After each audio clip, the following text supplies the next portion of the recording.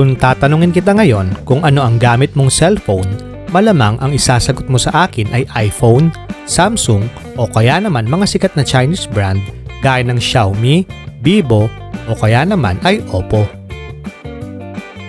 Pero alam mo ba na bago naging hari ang mga brand na yan, may isang kumpanya na nag-imbento mismo ng konsepto ng mobile phone. Pamilyar ka ba sa tunog na to? Hello, Moto. Sila ang nagdala sa atin ng mga pinaka-cool na flip phones noong early 2000. Kung may Motorola Razr ka noon, ikaw ay sikat sa classroom nyo. Automatic, astig ka.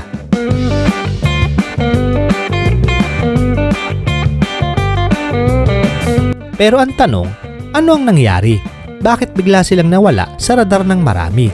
At nasaan nga ba sila ngayong 2026? Aalamin natin sa ngayon mga katanong ang makulay, magulo at nakabibilib na kwento ng Motorola. Umpisahan natin sa simula.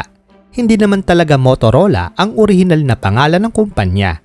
Nagsimula ito noong 1928 sa Chicago, USA na itinayo ng magkapatid na Paul at Joseph Galvin. Ang pangalan ng kumpanya noon ay Galvin Manufacturing Corporation. Anong unang produkto nila? Cellphone? Hindi pa uso yun.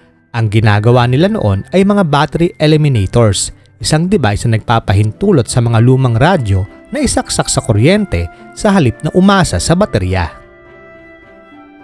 Noong 1930s, naisipan na lang gumawa ng radyo para sa mga sasakyan. Doon ipinanganak ang pangalang Motorola.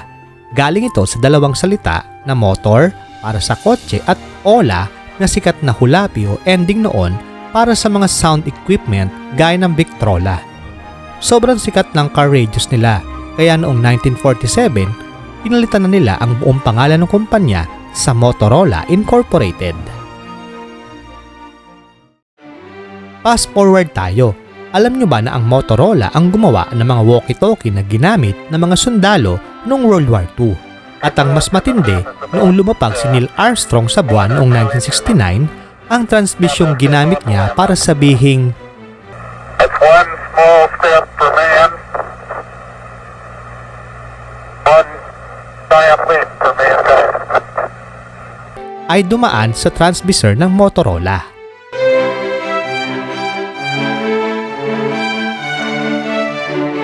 Pero syempre, kaya natin sila kilala ngayon, ang Motorola ay dahil sa cellphone. Kaya naman noong April 3, 1973, isang engineer ng Motorola na nagngangalang Martin Cooper ang gumawa ng kasaysayan. Ginawa niya ang kauna-unahang phone call o tawag mula sa isang portable mobile phone at ang tinawagan niya ang kanyang karibal na engineer sa AT&T. At ang gamit na phone ni Cooper ay ang Motorola Dynatac 8000X.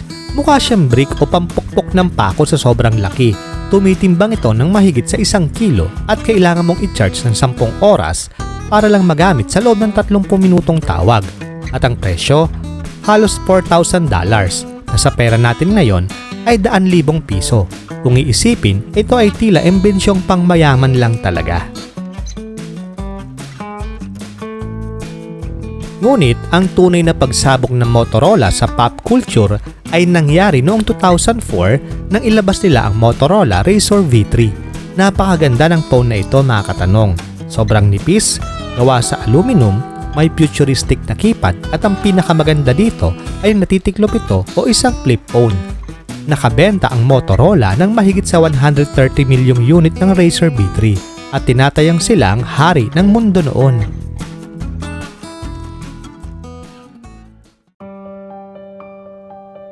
Ngunit sabi nga nila, the higher you fly, the harder you fall. Noong 2007, habang kampante ang Motorola sa tagumpay ng kanilang mga flip phone, may isang lalaking naka-black turtleneck ang umakyat sa entablado sa California. Ito ay walang iba kundi si Steve Jobs. Ipinakilala ng kumpanyang Apple ang kauna-unahang iPhone. Doon nagbago ang mundo. Ayaw na ng mga tao ng keypad at gusto na ng malaking touchscreen. Dito nagkamali ang Motorola. Masyado silang naging mabagal at mag-adapt sa smartphone era. Umaasa rin sila sa kasikatan ng Razr, habang ang Samsung at Apple ay mabilis na nilalamon ang market share. Dahil dito, nagsimulang malugi ang kumpanya. bilyon-bilyong dolyar ang nawala sa kanilang kita taon-taon. Pagdating ng taong 2011, hinati ang Motorola sa dalawa, ang Motorola Solutions para sa mga radio at police equipment at Motorola Mobility para naman sa mga cellphone.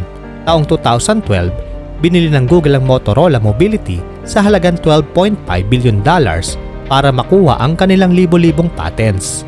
At 2014, matapos makuha ang patent, ibinenta na ang Google ang Motorola sa Lenovo sa mas murang halaga na $2.9 billion.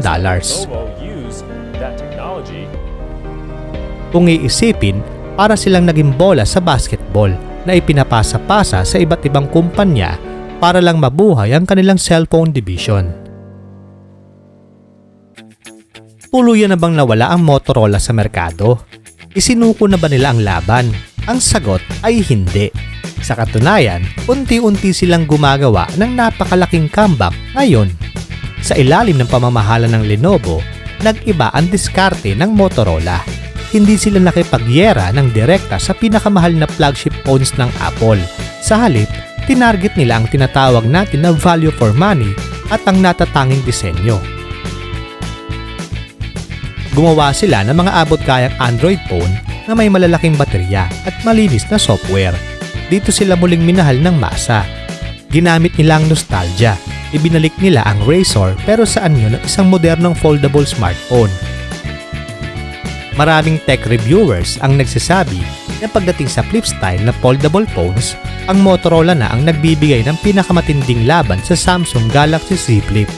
Mas malaki ang cover screen nila at mas abot kaya ang presyo. At alam nyo bang nakakagulat na katanong? Ayon sa huling market share data, ang Motorola ang may hawak ngayon ng solidong 10% hanggang 12% na smartphone market sa Estados Unidos, na pumapangatlo sa likod ng Apple at Samsung. Hindi na masama para sa isang brand na akala ng marami ay tuluyan ng nawala. Ano ang aral sa kwento ng Motorola? Sa mundo ng teknolohiya, hindi sapat na ikaw ang nauna o ikaw ang pinakasikat ngayon. Kung hindi ka marunong mag-adapt o magbago kasabay ng panahon, may iwan at may iwan ka talaga. Pero pinatunayan din ng Motorola na pwedeng-pwede kang bumangon, basta't alam mo kung paano makinig sa kung ano ang gusto ng mga mamimili ngayon. Mula sa pagiging brick phone hanggang sa flip phone at ngayon sa foldable smartphone, ang Motorola ay nananatiling totoong alamat sa kasaysayan ng technology. Kayo mga katanong, nakagamit na ba kayo ng Motorola phone noon? O baka naman naka-Motorola kayo ngayon? I-comment nyo ang inyong mga Hello Moto memories sa ibaba.